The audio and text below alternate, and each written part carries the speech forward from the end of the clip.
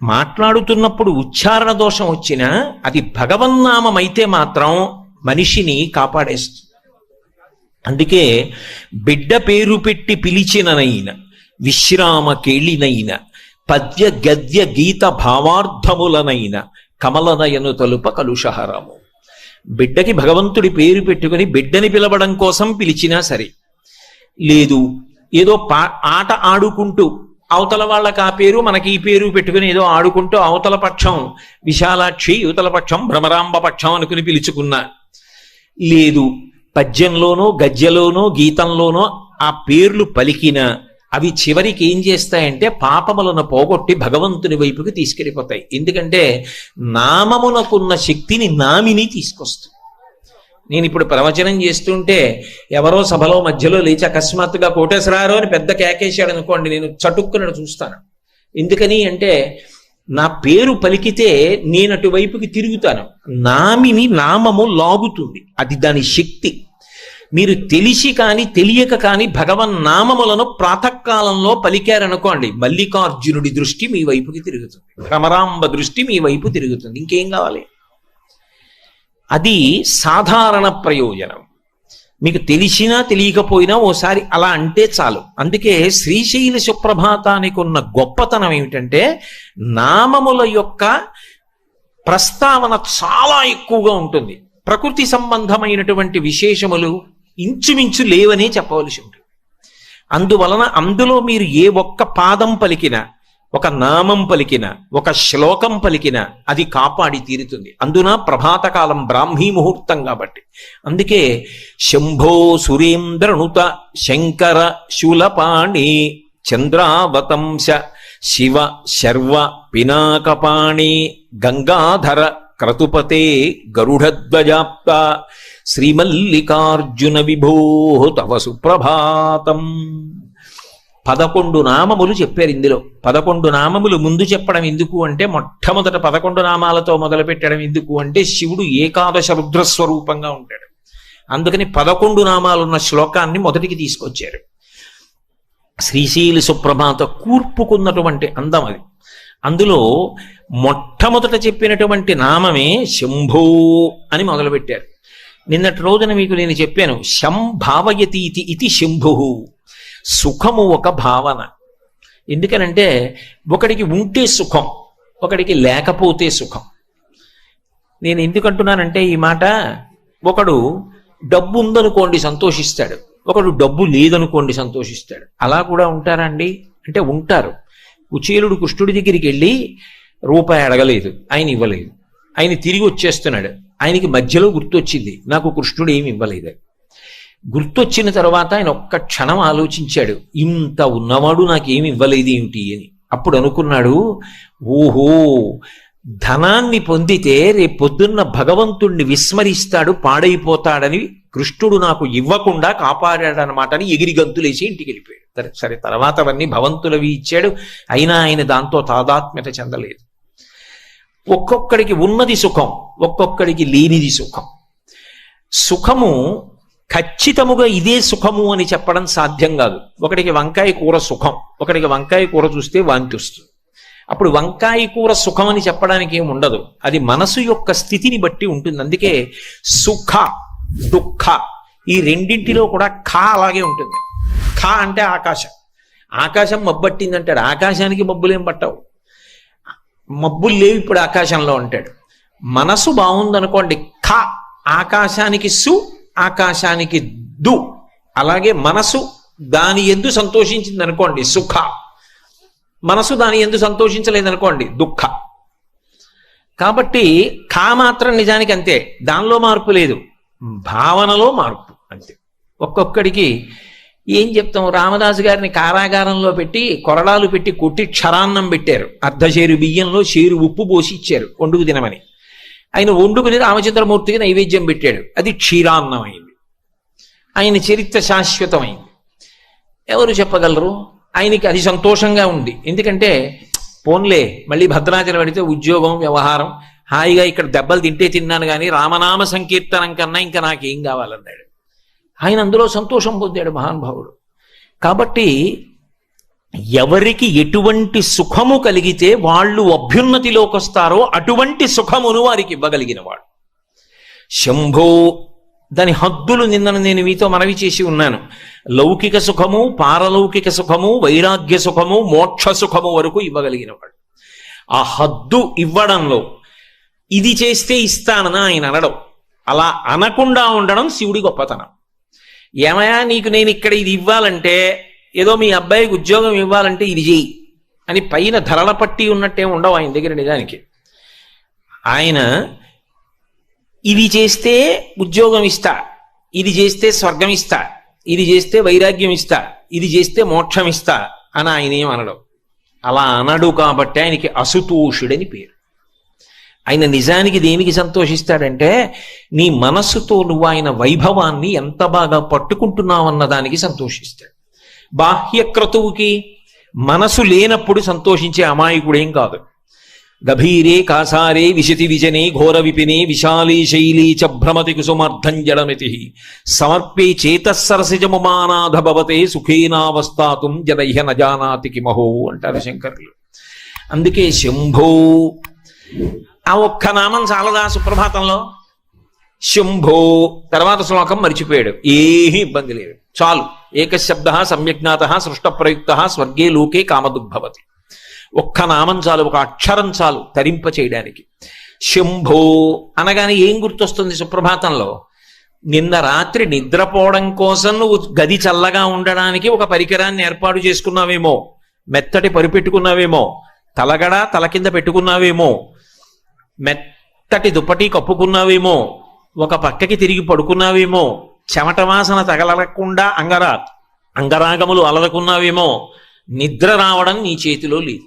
ఇవేమీ లేకపోయినా బడలిపోయిన వాడు కటిక నేల మీద చెయ్యి తల కింద పెట్టుకుని నిద్రపోవచ్చు.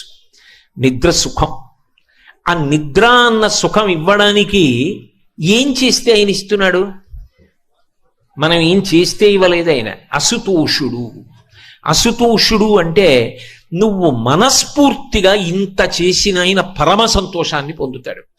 మనసు పెట్టకుండా ఇదంతా నేనే చేశానని ఎవడంటాడో వాడిని చూస్తే అసహించుకుంటాడు. నువ్వెవడెవరా చేయడానికి నాకని. అందుకే శంభో సురేంద్రనుత.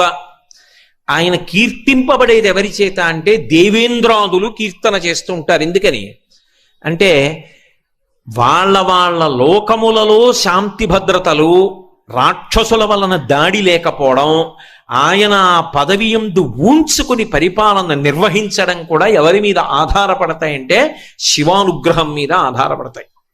అందుకని నిరంతరము ఎవరి చేత కీర్తింపబడుతుంటాడంటే దేవేంద్రాదులు కీర్తిస్తుంటారు.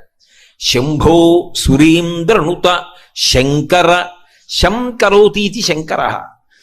శుభములను చెయ్యడం తప్ప అన్యమైన విషయం అసలు ఆయన దృష్టిలో ఉండనే ఉండదు. ఎప్పుడు ఏది చేసినా లోకమునకు శుభమొక్కటే చేసేవాడు ఎవరుంటాడో ఆయనని మాత్రమే శంకర అని పిలుస్తారు. అందుకే మీరు గమనించండి, ఎప్పుడైనా ఎవరైనా సన్యాసాశ్రమం తీసుకుంటే వాళ్ళు పుట్టినప్పుడు కుటుంబంలో తల్లిదండ్రులు ఏ పేరు పెట్టారో దాన్ని గురువు గారు మారుస్తారు, మార్చి సన్యాసాశ్రమ నామం ఇస్తారు. మీరు లబ్ధప్రతిష్ఠులై సన్యాసాశ్రమ స్వీకారం చేసిన ఎవరి పేరైనా చూడండి మారింది. ఒక్క శంకరాచార్యుల వారి పేరు మాత్రం గోవింద భగవత్పాదులు మార్చలేదు. ఎందుకు మార్చలేదో తెలుసా? కైలాస శంకరుడు కాలడి శంకరుడిగా వచ్చాడు. శంకర మహోపకారం చేయడానికి వచ్చినటువంటి వ్యక్తి. ఆ పేరు మార్చడం నా వల్ల అయ్యే పని కాదని కైలాస శంకరుడు కాలడి శంకరుడిగా వచ్చాడని ఆ పేరు అలాగే వదిలేస్తే సన్యాసాశ్రమ నామంలో కూడా శంకరాచార్యుల వారిగానే కీర్తింపబడిన మహాపురుషుడు శంకరాచార్యుల వారు ఒక్కరే. కాబట్టి శంకరోతీతి శంకర. ఆయన నిరంతరము శుభములను మాత్రమే చేస్తూ ఉంటాడు. అసలు నిజంగా చెప్పాలి అంటే ఎప్పుడైనా ఎక్కడైనా ఎవరికైనా ఏదైనా శుభం కలిగితే ఆ శుభానికి కారణం ఎవరు అంటే శంకరుడే. నేను చెప్పట్లేదు ఈ మాట, శాస్త్రములు చెప్పే. శుభములన్నీ కుప్పలు తెప్పలుగా ఆయన పాదముల దగ్గర పడి ఉంటాయిట. ఆయన అనుగ్రహించాడు అనుకోండి, ఓసారి ఇలా అంటాడు అంటే అది ఎగిరి వెళ్ళి ఇంటికి తోరణంగా పట్టుకుంటాడు. అందుకే ఒక గడుసు కవి ఒక మాట అన్నాడు, నేను ఓ పువ్వు పట్టుకొచ్చి మీ పాదాల మీద వేశాను అనుకోండి, నేను వేసినది ఇది పువ్వు, మీ పాదముల మీద ఉన్నది ఇది పువ్వు. నేను ఒక పువ్వు పట్టుకెళ్ళి మల్లికార్జున లింగం మీద వేసాను అనుకోండి, పరమ ప్రేమతో వేశాను అనుకోండి, ఆ పువ్వు ఓ ఏడాది తర్వాత నా ఇంటి మనవడు. నేను ప్రేమతో వేసిన పువ్వు 2 ఏళ్ల తర్వాత నా ఇంట్లో మనవరాలు. నేను ప్రేమతో వేసిన పువ్వు నేను కట్టుకునే ఒక ఇల్లు. నేను వేసిన పువ్వు నాలో కలిగేటటువంటి భక్తి. నేను వేసిన పువ్వు ఏ వయస్సులో నాకు రావాలో ఆ వయసులో రావలసినటువంటి వైరాగ్యం. ఆయన పాదముల మీద వేసిన ప్రతి బిల్వదళం, ప్రతి పువ్వు నీకు కావలసినదిగా మార్చగలడు. అది ఆయన శక్తి, అది శివ. శంకర నీకేది కావాలో దానిగా మార్చి తోరణం గడపని పట్టుకునేటట్టు చెయ్యగలిగిన వాడెవరు అంటే శంకరుడు. అందుకే మీరు గమనించండి, లోకంలో దీనికి పరిష్కారం ఏమి అన్నది అందట్లేదనుకోండి, అప్పుడు ఏం చెప్తారంటే అభిషేకం చేయించుకోండి శివలింగానికి అంటారు. ఇక అది బ్రహ్మాస్త్రం, ఇంకంతకన్నా ఏమీ ఉండదు. ఒకసారి అభిషేకం చేయించేసుకోండి అంటారు. శృంగగిరి పీఠాధిపత్యం వహించినటువంటి చంద్రశేఖర భారతీ స్వామి వారి దగ్గరికి ఒకప్పుడు ఒక విద్వాంసుడు వెళ్ళాడు. ఏం అలా ఉన్నావు అని అడిగారు. నా భార్య ఆరోగ్యం బాగుండట్లేదు, వైద్యులు వచ్చి వైద్యం చేసినా ఆమెకి తగ్గకపోగా రోజు రోజుకి ఆరోగ్యం క్షీణిస్తోంది, మీ పాదముల మీద నమ్మకంతో శృంగేరి వచ్చానన్నారు. ఆయన అన్నారు, ఎదుర్వేదం చదువుకున్నావు కదా, నీకు రుద్రాధ్యాయం వచ్చు కదా, రోజు ఎందుకు నువ్వు రుద్రం పారాయణ చేయలేదు అన్నారు. రుద్రం పారాయణ చేస్తే తగ్గుతుందా అన్నారు. పారాయణ చేసి నీ భార్యకి తీర్థమి తగ్గుతుంది, దాన్ని మించిన పరిష్కారం లేదు అన్నారు. ఎలా? నేను మళ్ళీ ఇంటికి వెళ్లే వరకు నా భార్య ఉంటుందని నమ్మకం లేదు, జగద్గురువుల పాదం మీద నమ్మకంతో వచ్చేశాను, ఏం చెయ్యనన్నాడు. ఇంటికి వెళ్ళకు, తుంగానది ఒడ్డున కూర్చుని రుద్రపారాయణ చెయ్యి, పారాయణ చేసి తీర్థం నీ భార్యకి ఇస్తున్నానని, ఆ జపం చేసిన తీర్థం ఏదుందో దాన్ని భార్యకి ఇస్తున్నానని భావన చేస్తూ ఇక్కడి నీ భార్యకి ఏం అవ్వదు, బెంగ పెట్టుకోకు, పో మొదలెట్టి తుంగానది ఒడ్డునన్నారు. ఆయన చేశాడు, భార్య బతికింది, అక్కడ ఆరోగ్యాన్ని పొందింది. కందుకూరి శివానందమూర్తి గారు 1కి 100 మాటలు రుద్రం యొక్క శక్తిని నిరూపణం చేశారు. శివాభిషేకం అనేటటువంటిది అంత గొప్పది. శివలింగం చల్లబడడం అంటే బ్రహ్మాండము చల్లబడడమే. ఈ దేశంలో ఆశీర్వచనం ఏమిటంటే మీ మనసు చల్లగా ఉండాలి, మీరు చల్లగా ఉండాలి, మీ ఇల్లు చల్లగా ఉండాలి, లోకం చల్లగా ఉండాలి. అంతా చల్లగా ఉండడం శివలింగం చల్లబడడం మీద ఆధారపడి ఉంటుంది. శ్రీశైల క్షేత్రం యొక్క గొప్పతనం ఏమిటంటే అసలు వృద్ధ మల్లికార్జున లింగాన్ని మీరు ఇలా ముట్టుకోండి, మంచు ముక్క ముట్టుకున్నట్టు ఉంటాడు మహానుభావుడు. అంత చల్లగా ఉంటాడు. ఆయన అంత చల్లగా ఉన్నాడు కాబట్టే ఈ రాష్ట్రం, దేశం ఇంత చల్లగా ఉన్నాయి, ఏ ఇబ్బందులు లేకుండా. కాబట్టి శంకర, అందుకే శివానంద లహరిలో అంటారు, కరస్తే హేమాద్రౌ గిరిజ నికటస్తే ధనపతౌ శిరస్తే శీతాంశౌ చరణయుగళస్తే అఖిల శుభే గృహస్థే స్వర్భూజామరసురభిచింతామణిగణే కమర్థం దాస్యేహం భవతు భవదర్థం మమ మనః అంటారు. ఆయనకి మనం ఇవ్వడం ఏమిటి? కరస్తే హేమాద్రౌ, ఆయనకి ఒక చేతిలో బంగారు కొండ ఉంది, మీరు పర్వతాన్ని పట్టుకున్నాడు ఆయన. ఆయనకి మనమేమి ఇస్తాం? ఓ బంగారం గొలుసు చేయించగలమా మనం బంగారు పర్వతం ఉన్నవాడికి? కరస్తే హేమాద్రౌ గిరిశ నికటస్తే ధనపతౌ. నవనిధులకు అధిపతి కుబేరుడు చేతులు కట్టుకుని పక్కన నిలబడి ఉంటాడు. ఎప్పుడైనా ఇలా చూసి కుబేరా అని ఏమైనా అడుగుతాడేమో అని. అప్పటి నుంచి ఇప్పటికి అడగలేదు, అడగడు కూడా. నవనిధులకు కుబేరుడు అధిపతి కావడానికి కారణం శివానుగ్రహం. కాబట్టి నికటస్తే ధనపతౌ గృహస్థే స్వర్భూజామరసురభిచింతామణిగణి. ఆయన ఇంట్లో కామధేనువులు, కల్పవృక్షములు, చింతామణులు ఇవన్నీ కుప్పలు తెప్పలుగా ఉన్నాయి. ఇంకా మనమేమి ఇస్తాం ఆయనకి? శిరస్థే శీతాంశౌ, ఆయన శిరస్సు మీద చంద్రవంక ఉంది. చరణయుగళస్తే అఖిల శుభౌ. అమాయకత్వం ఏమిటంటే శివుడికి నేనేదో చేసి పెట్టానంట, అసలు నీకు ఆ చేసి పెట్టే అదృష్టం ఇచ్చినవాడు ఆయన. ఆయన కాలిలా కదిపితే చరణయుగళస్తే, ఆయన పాదముల దగ్గర శుభములన్నీ పడి ఉంటాయి. మనం పువ్వు వేసామనుకోండి, పరమభక్తితో వేసామనుకోండి, దాన్ని మనవడిగా మార్చి ఇలా అంటాడు. వాడు ఎగిరొచ్చి కొడుకు ఒళ్ళో పడుకుంటాడు, తోరణం పైన కట్టి వాడి తాతయ్య సంతోషంగా బాలసారి చేస్తాడు ఇంట్లో. ఆయన పాదముల మీద శుభాలన్నీ ఉన్నాయి. ఇంకా నేనేమిస్తాను? నేను ఇవ్వగలిగింది ఒకటే, కమర్థం దాస్యేహం భవతు భవదర్థం మమ మనః. నీ మనసు ఆయన పాదముల దగ్గర పెట్టి పూజ చేయించాలి. అది పెట్టించడం శ్రీశైల మల్లికార్జున సుప్రభాతం యొక్క గొప్పతనం. అందుకే నీకు తెలిసి నామమునందు రమించావా అదృష్టం, నీకు తెలియదు ఇంకా అదృష్టం. ఎందుకని? నీకేం తెలియక్కర్లేదు, ఆ నామం పలికితే చాలు. కోటేశ్వరరావు అన్న మాటకి అర్థమేమి, అందులో ఎన్ని అక్షరములున్నవి, ఆ అక్షరములలో ప్రతిపాదింపబడిన విశేషార్థములేమి, ఇవన్నీ తెలియక్కర్లేదు కోటేశ్వరరావుని మీరు పిలవడానికి, నేను చూడ్డానికి. అంత తెలిసి పిలిచినా నేనే చూస్తాను, ఏమీ తెలియకుండా పిలిచినా నేనే చూస్తాను. సుప్రభాతంలో మీరు శంభో సురేంద్రనుత శంకర శూలపాణి అంటే తెలిసి పిలిచిన వాడికి అలాగే చూస్తాడు, తెలియక పిలిచిన వాడికి అలాగే చూస్తాడు. అందుకే తరించడానికి అవకాశాన్ని మల్లికార్జున సుప్రభాతమునందు ప్రతిపాదన చేశారు. ఆయన నామములకు ఎక్కువ ప్రాధాన్యత ఇచ్చారు. శంభో సురేంద్రనుత శంకర శూలపాణి, చేతిలో త్రిశూలం పట్టుకుని ఉంటాడు. ఆ కూర్చడంలో కూడా సొబగేమిటంటే సుప్రభాత పఠనం చేసేటప్పుడు ఉద్వేగంతో ఉండకూడదు. అది చాలా సాత్వికంగా మనసు రమిస్తూ ఎంతో సంతోషంగా పలకాలి. అది కూడా మెట్టెక్కుతున్నట్టుగా ఉండాలి. ఎంత అందంగా ఉండాలంటే సుప్రభాతం పాడుతున్నప్పుడు మీలో ఒక పరవశం ఉండాలి. ఆ పరవశం మీరు అటువంటి వాణ్ణి చూడాలి చూడాలి చూడాలన్న సంతోషం ఉండాలి. నిన్న మీకు చెప్పాను కదా, నతిరియం పార్వతీ పరమేశ్వరులను కలిపి నమస్కారం.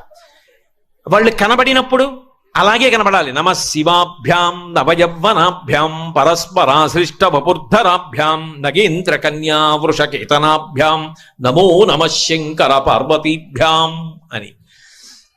ఆయన కనపడినప్పుడు సంతోషం అనేటటువంటిది ఎలా ఉండాలి? పొంగు కింద ఉండాలి.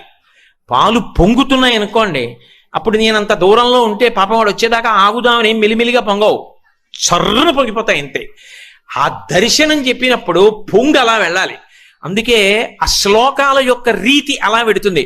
అమలం కమలోద్భవ గీత గుణం సమదం సమదా సురనాశకరం రమణీయ రుచిం కమనీయ తనుం నమ సంబ శివం నతపాపహరం శివం శంకరం బంధురం సుందరేశం నటేశం గణేశం గిరీశం మహేశేందు నేత్రం సుగాత్రం మృడానీపతిం శ్రీగిరీశం హృదా భావయామి అంటున్నాం.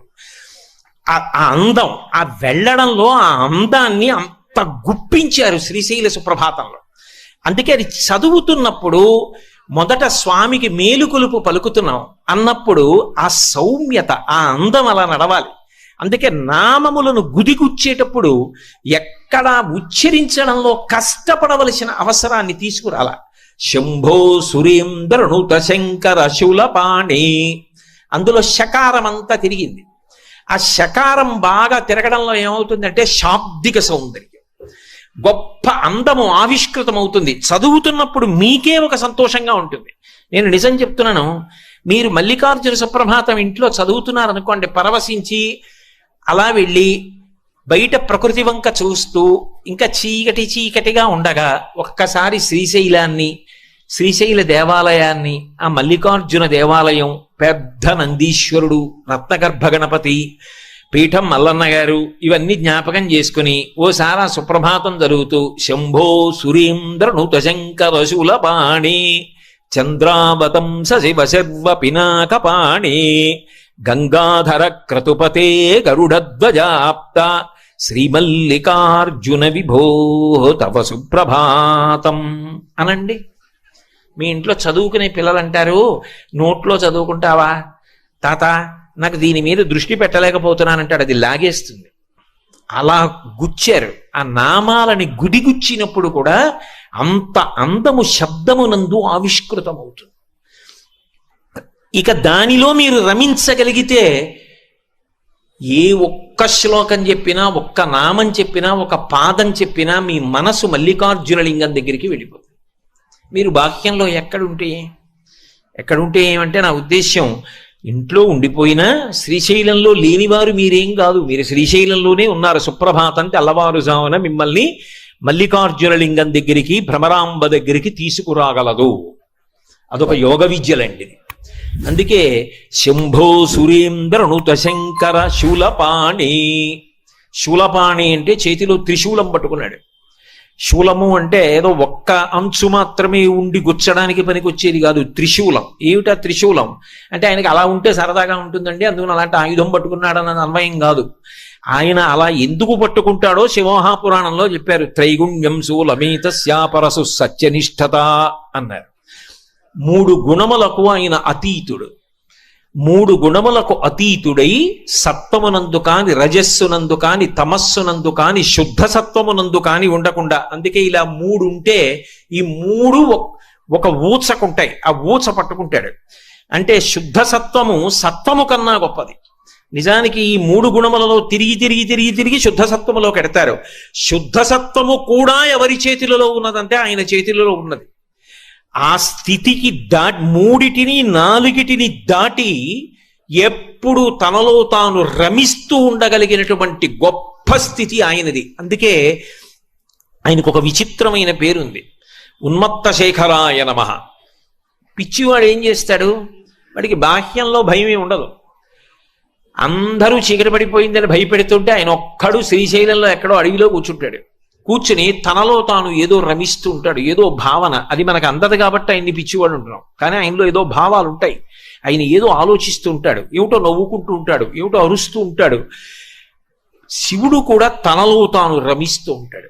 శివ భక్తి పండినటువంటి వాళ్ళు ఆ స్థితికే వెళ్ళిపోతారు. అందుకే మహానుభావులు చంద్రశేఖర భారతీ మహాస్వామి శృంగగిరి పీఠాధిపత్యం వహించారు. వారు చంద్రమౌళీశ్వరారాధన చేస్తూ ఓం నిధనపతయే నమః అంటే ఇలా బిలవదళం వేసేవారు. ఓం నిధనపతాంతికాయ నమః ఇంకో దళం వేసేవారు. అంతే, చెయ్యి అలా ఉండిపోయి అలాగే ఉండిపోయేవారు. ఓ ఈయన సమాధి స్థితిలో వెళ్ళిపోయారు, ఇక పూజ చెయ్యరని చెప్పి శిష్యులు వచ్చి సంకల కింద చేతులేసి ఎత్తి తీసుకెళ్ళిపోయి గురునివాసంలో కూర్చోబెట్టేవారు. అంతే, 10 రోజులో 11 రోజులు ఆ సమాధి స్థితిలో అలాగే ఉండేవారు. ఆ ఆనంద స్థితి అంతే. చంద్రశేఖరేంద్ర సరస్వతి మహాస్వామి కంచి కామకోటి పీఠాధిపత్యం చేశారు. పల్లకీలోకి వెళ్ళి కూర్చుంటే సమాధి స్థితిలోకి వెళ్ళిపోయేవారు. ఆఖరాఖరణ సుధా సింధోర్ మధ్యే అనేవారు. అంతే, ఆయన వెంటనే భావ సమాధిలోకి వెళ్ళిపోయేవారు. మళ్ళీ ఓ పావు గంట 20 నిమిషాల తర్వాత ఉలిక్కి పడలేచి సుధా సింధోర్ మధ్యే చెప్పేవారు. సురబిట పివాటి పరివృతే మళ్ళీ సమాధిలోకి వెళ్ళిపోయేవారు. తాడేపల్లి రాఘవనారాయణ శాస్త్రి గారు అంతే, ఓ మాట చెప్పేవారు, సమాధిలోకి వెళ్ళిపోయేవారు. మళ్ళీ బయటకు వచ్చేవారు, ఓ మాట చెప్పేవారు, మళ్ళీ సమాధిలోకి వెళ్ళిపోయేవారు. అది రామకృష్ణ పరమహంస మాటల్లో చెప్పాలి అంటే నల్లమందు మరిగిన నెవలిలా ఉంటుంది. ఆ భావ సమాధి అంత గొప్పది. అందుకే శ్రీశైల సుప్రభాతానికి ఫలశ్రుతి చెప్తూ ఒక మాట అంటారు, ఈ సుప్రభాతాన్ని ఎవడు చదువుతున్నాడో వాడు ఇహమునందు సుఖములను పొందుతాడు, చివడికి పరమేశ్వరుని యందు ఐక్యమైపోతాడు అని చెప్తారు. ఎందుకంటే భావన చెయ్యడము అలవాటైపోతుంది. కాబట్టి త్రైగుణ్యం శూలమేతస్య, త్రిగుణాతీతుడైన వాడెవరో వాడు శంకరుడు సుమా అని చెప్పడానికి శూలం పట్టుకుంటాడు. చాలంతకన్నా ఇప్పుడు నేనేమి శివతత్వం కాదు, సుప్రభాతం ప్రధానం నాకు. ఒకటి శంభో సురేంద్ర దుత శంకర శూలపాణి చంద్రావతంస, చంద్రవంక తల మీద ధరించి ఉంటాడు. అది నలుగురి ఆస్తి, ఒక్క శివుడే కాదు. నిజానికి శివుడు శుక్లపక్ష తదియ నాటి చంద్రరేఖ కంచి కామాక్షి కిరీటం మీద స్ఫుటంగా కనపడుతూ ఉంటుంది. ఆ చంద్రవంక ఎంత అందంగా ఉంటుందో మీరు ఎప్పుడైనా శుక్లపక్ష తదియ నాడు చూడండి, ఆకాశంలో వెతికి చూస్తేనే కనపడుతుంది, లేకపోతే కనపడదు. అందుకే అవ్యక్త రేఖామివ చంద్రరేఖాం అంటారు.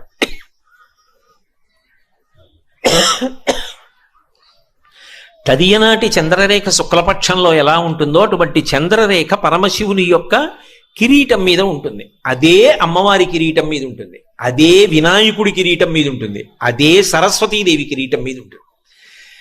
అందుకే శంకరుడు తెలుపు, జ్ఞానదాతా మహేశ్వర, ఆయన జ్ఞానం ఇస్తాడు. అందుకే సరస్వతి వీణ వాయిస్తుంది, శంకరుడు దక్షిణామూర్తిగా వీణ వాయిస్తాడు. శ్రీశైలం లోపలికి వస్తుంటే వీణ వాయిస్తూ దక్షిణామూర్తి లేరు. సరస్వతీదేవి చంద్రవంక ధరిస్తుంది. మీకు అనుమానమా? సౌందర్యలహరిలో శంకరాచార్యులు వారు శరజ్యోత్స్నా శుద్ధాం శశియుత జటాజూటమకుటాం, కిరీటం పెట్టుకోరు, శంకరుల్లాగే జటాజూటం కట్టుకుంటుంది. వరత్రాసత్రాణ స్ఫటిక గుటిగా పుస్తకరాం సకృన్నత్వా నత్వా కథమివ సతాం సన్నిధదతే మధుక్షీరద్రాక్షా మధురి మధురీనాః ఫణితయః. పార్వతీ పరమేశ్వరుడు ఇద్దరూ చంద్రవంకం ధరించి ఉంటారు. ఎందుకది? ఆ తదీనాటి చంద్రరేఖ సరదా ఏమిటి వాళ్ళిద్దరికీ అంటే చంద్రరేఖని ధరించడం వెనక ఉన్నటువంటి తత్వము వేరు. ఎందుకు ధరిస్తారంటే వాళ్ళు కాలాతీతులు సుమా అని చెప్పడం కోసం చంద్రవంక పెట్టుకుంటారు. చంద్రోద్భాసిత శేఖరే స్మరహరే గంగాధరే శంకరే సర్పైర్భూషిత కంఠకర్ణ వివరే నేత్రోద్ధ వైశ్వానరే దంతిత్వకృత సుందరాంబరధరే త్రైలోక్యసారే హరే మోక్షార్థం కురుచిత్త వృత్తిమమలాం అంతైస్తు కింకర్మభిః అంటారు.